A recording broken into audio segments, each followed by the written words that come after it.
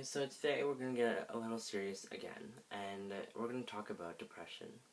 Now, for those of you who don't know what depression is, or haven't experienced it, or don't know if you're experiencing it, then I would, try to educate yourself, or try to maybe see if you have any of the symptoms, or maybe have a feeling that maybe you have it, and then maybe you should go check it out. And the doctor is always helpful. But remember, they only keep certain things confidential to a certain point.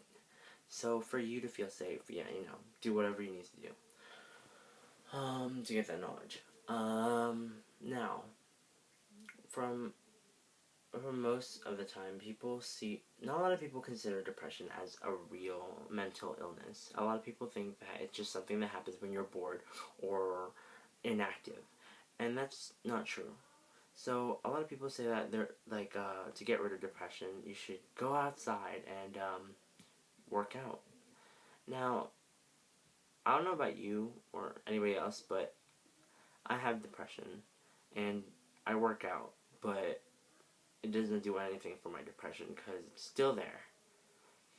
And I don't think you understand what depression is, really. I think what you're trying to cure is boredom, maybe, because boredom is the overwhelming feeling of not being able to do anything, or really bored and you don't have anything to do. So you could be offering someone to work out. That might work. But depression's a little different. Depression is like an overwhelming feeling of sadness and a bunch of dark emotions of hate and anger of the past that come and haunt you and make you feel really sad and depressed randomly. Now, and if you still don't understand this, think about it this way.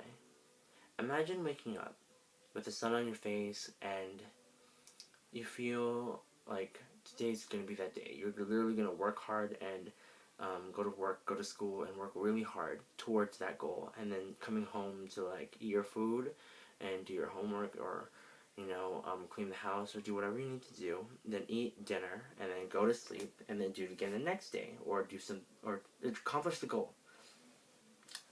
And you think of it as a way every day you're going to try your hardest to be optimistic and positive.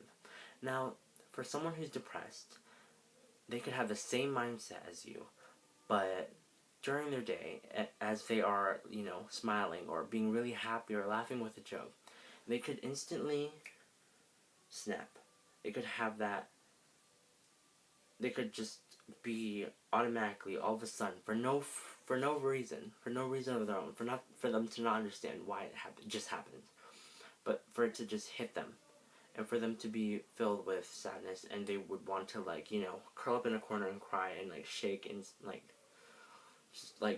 get into fetal position. That's how I seen it, or how I've experienced it.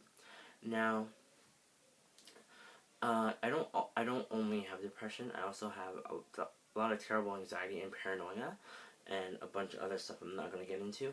But yeah, all those combined together doesn't really create a good equation.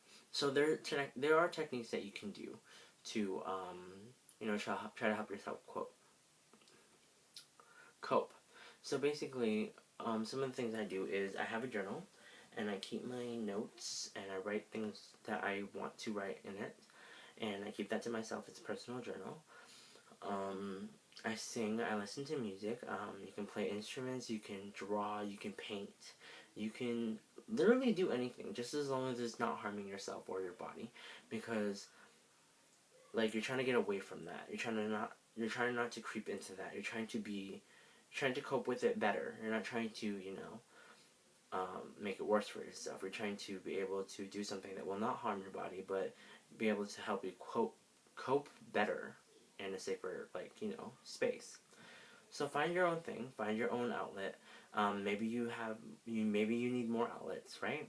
Or maybe you just haven't found the outlet that will help you cope with it the way you need to cope with it, because everyone's different. Everyone's not the same. People are completely different. So maybe not just one outlet is going to work out for you. Maybe you need two, but maybe those two things are really going to help you. And just as long as it's something better, and So there you go. That's today's video.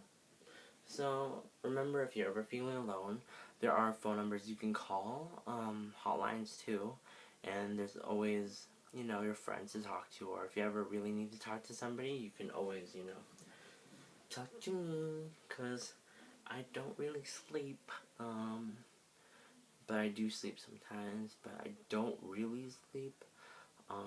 Yeah. Be safe, and, you know, good luck.